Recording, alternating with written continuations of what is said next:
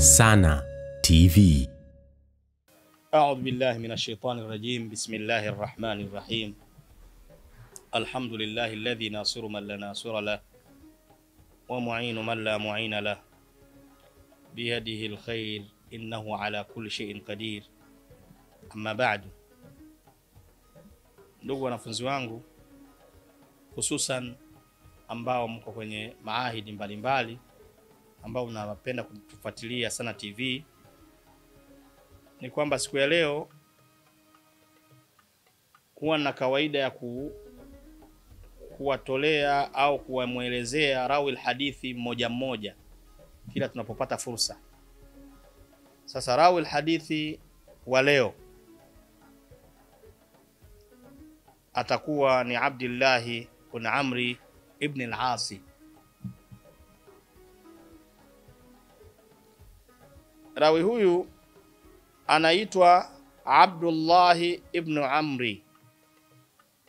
Ni Abdullah mtoto wa Amri ibn al-Asi, mtoto wa al-Asi ibn Waili, kutoka katika familia Waili al-Qurashi, ambao wanakuwa katika makabila la Quraishi as-Sahamiyun, na Makuraishi wenyewe kutoka katika kabila la as-Sahami. Makuraishi wenyewe pia wanazo nani zao, koo zao. Kana kathira al-ibada. Sahaba huyu alikuwa ni mwingi wa kufanya ibada, alikuwa mcha Mungu sana, masha Allah. Lakini hafidhan li ahadith an-nabiy sallallahu alayhi wasallam, alikuwa amehifadhi hadithi za mtume wetu Muhammad sallallahu alayhi wasallam. Lakini lam takthuri riwayatu anhu, hakuwa na riwaya nyingi kama kathrat an Abi Huraira radhiyallahu anhu, kama alivyokuwa ana hadithi nyingi, ana riwaya nyingi Abu Huraira, radhi za Allah ziwe juu yake. Kwa nini alikuwa na riwaya ndogo? Li'annahu kana munqati'an lil'ibada, kwa kuwa yeye alikuwa na katika muda fulani anakuwa anafanya ibada. Kwa hiyo muda wa kufanya ibada, pengine alikuwa na kusoma Qur'ani, alikuwa anafanya mambo mbalimbali mengine tofauti kabisa na hadithi za mtume Muhammad sallallahu alaihi wasallam. Kwa hiyo anakuwa hapati muda hasa wa kusoma hadithi, kuhifadhi hadithi zaidi, kwa sababu muda mwingi alikuwa anautumia kwenye kufanya ibada. Kwa hiyo hakupata nafasi ya kuhifadhi hadithi nyingi. Nafikiri tutajifunza kitu hapo, mtazungumza baadaye. Umeona? Anasema ikhtalafa almuarrikhuna fi mautihi. Muarrikhuna wamehtilafiana aina kana, huyu sahaba alikuwa sehemu gani, wa mata na lini, alikuwa wapi, yani kuhusu kifo chake mpaka anafariki. Watu wa tarikhi hawajui ni wapi amefia na alikuwa na ni lini. Kidogo kifo chake alipofia, historia ni kwamba bado kuna sintofahamu, kwamba haijulikani amefia wapi na lini. Wanukila an al-Imam Ahmad, imenukuliwa kutoka kwa Imam Ahmad, anna wafatahu, kwamba kifo chake kanat layali al-harra, ilikuwa ni kipindi cha joto, akhira dhilhijja, mwisho katika mwezi wa dhilhijja, sanat 63 radhiyallahu anhu, mwaka wa 63, radhi za Allah ziwe juu yake. Huyu ni Imam Ahmad, yeye ndo anatueleza jinsi ilivyokuwa, lakini sehemu sahihi hasa kaulu raji alipofia, wanasema hawajui amekufa lini na sehemu gani. Ndugu zangu, kuna hadithi na kuna faida humu katika haya maneno, au katika hii historia fupi ya huyu Abdullah ibn Amri. Fihi fadilat Abdullah ibn Amri, ndani ya haya maneno au ndani ya hii historia fupi kuna faida na kuna fadhila za huyu sahabi Abdullah ibn Amri. Fihi ahamiyat hifdhul hadith, ndani ya maneno haya inatufundisha au historia hii inatufundisha umuhimu wa kuhifadhi hadithi za mtume wetu Muhammad sallallahu alaihi wasallam. Ndugu zangu watazamaji, au ndugu zangu wanafunzi ambao mnasoma katika mahadi mbalimbali, watu wengi wamejikita kwenye kuhifadhi Qur'ani tu. Mabwana, sisemi kuhifadhi Qur'ani ni vibaya, lakini watu wengi wanahifadhi Qur'ani tu. Ndugu yangu, hifadhi Qur'ani, hifadhi pia na maneno ya nani? Ya Mtume Muhammad sallallahu alaihi wasallam, kama vile unavyohifadhi hadithi, unavyohifadhi Qur'an. Lakini pia lingine, si kila mtu anakuwa hafidhu jamani.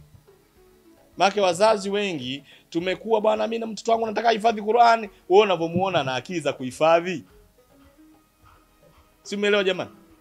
Jinsi watoto wetu mnavyowaona katika mambo ya kidunia, mtoto ukimwangalia ana talent kwamba huyu ana ujuzi fulani, ana jambo fulani anaweza kuliendea vizuri, shekhe mpeleke huko.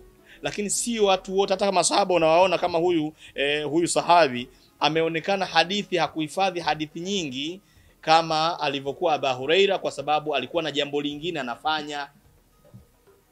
Kwa hiyo ifikie sehemu sasa jamii hasa ya Kiislamu ijue, si kwamba watu wote Tanzania nzima iwe watoto wao wawe mahafidhu wa Qur'an. Sio kweli.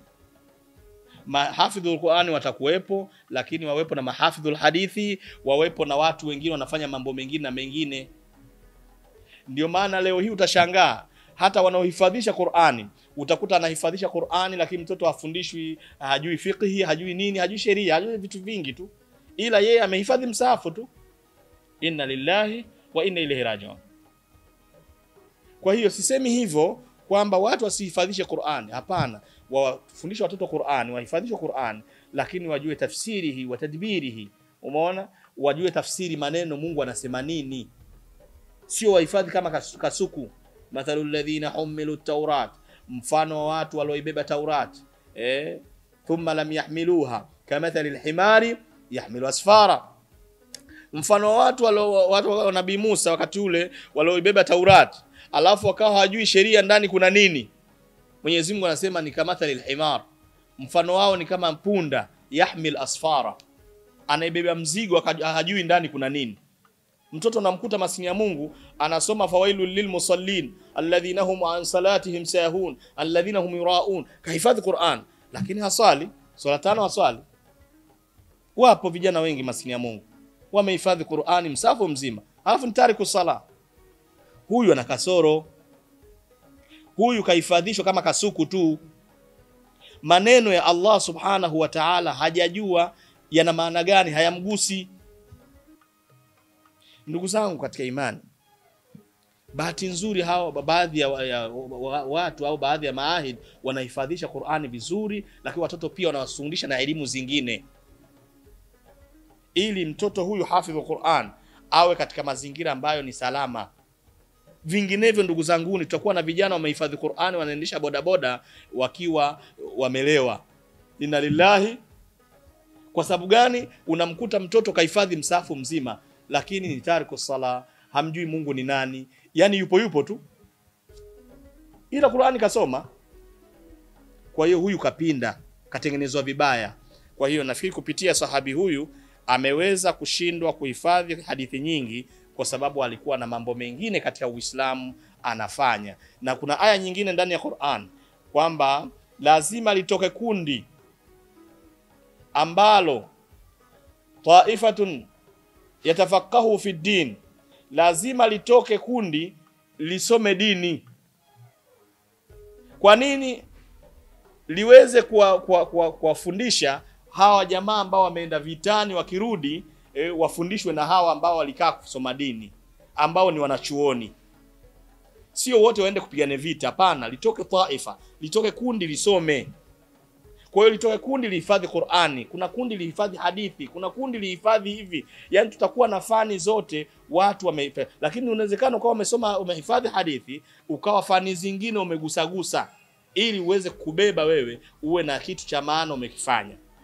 Lakini sasa leo hii utashangaa unamkuta mtu ni hafidhu Qur'an lakini anafanya vitu vya ajabu, kumbe kapinda.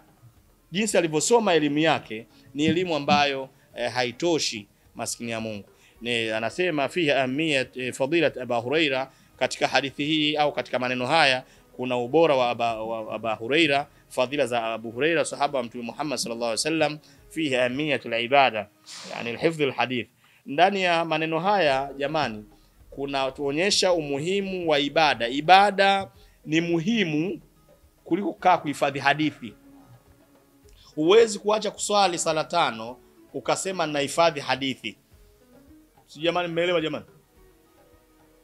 Huwezi kukaa, na hasa hapa mtawazungumzia baadhi ya watu ambao katika dini hii wanaacha baadhi ya faraidh, baadhi ya vitu vya msingi kwa vitu ambavyo ni vya msingi lakini sio kama hivyo. Kwa mfano, mtu anawezekana akalala shughulini, amesoma amemsifu mtume usiku wote, alafu anakosa alfajiri. Hivi mnamuonaje watazamaji huyu? Wewe umelala maulidini, alhamdulillah. Niliwahi kuhudhuria hafla moja alfajiri, msikiti bahati nzuri kwa jirani na mtaa ule ule, lakini tuliswali watu 7. Ndugu zangu, huku ni kuchanganya mambo. Alhamdulillah, unamsifu mtume Muhammad sallallahu alaihi wasallam. Sasa baada yake katuletea sala. Alipoenda Miraji mtume Muhammad sallallahu alaihi wasallam alipewa swala. Unalijua hilo? Sio usiku umemsifia mtume tu alafu asubuhi hujaswali, unakuwa umeharibu mambo.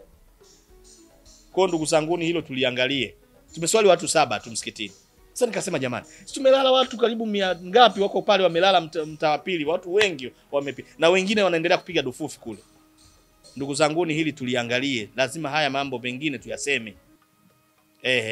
Inatakiwa tuige. Huyu bwana amekuwa na uchache wa hadithi kwa sababu imeonekana muda mwingi alikuwa akiutumia kufanya ibada mbalimbali zingine. Kwa hiyo ndugu yangu katika imani, tujitahidi kuwaiga hawa watu wema waliopita kwa vitendo. Kwa vitendo ni kama hivi. Unaangalia kipi kipaumbele unakifanya. Na hiki kingine cha kusubiria baadaye unakifanya baadaye ni cha dini, ni muhimu. Lakini ni wakati gani? Kwa tuwe hivyo ndugu zangu katika iman. Sitamaliza bila kumwombea dua Rais wa Jamhuri ya Muungano wa Tanzania Mama Samia Suluhu Hassan, ili Mwenyezi Mungu amjalie aweze kumaliza juhudi na jambo analolifanya, nazunguka nchi nzima kwa ajili ya kutafuta kura. Insha Allah, usiwe na wasiwasi mama, Mwenyezi Mungu akujalie kwa sababu ulifanya na Mwenyezi Mungu kaona umefanya. Na wewe ni mama wa Kiislamu, bila shaka uko tayari kuwatumikia Tanzania kwa uadilifu. Insha Allah Mwenyezi Mungu akujalie wakati huo, insha Allah uweze kupata nafasi hiyo, uendelee kutusaidia Watanzania, nchi yetu izidi kunawiri. Lakini namuombea dua al-Mufti wa Tanzania Mujaddidul Asri, Mwenyezi Mungu amjalie aweze aendelee pia kuisimamia dini hii katika nchi hii ya Tanzania, kama anavyopambana usiku na mchana kuhakikisha watu hasa kwa tabia na maadili tunabadilika. Inshallah mwisho wa siku hii nchi ni ya kutolewa mfano inshallah. Ndugu zangu, mpaka tuishie hapa. Ila huna, wassalamu alaikum wa rahmatullahi wa barakatuhu.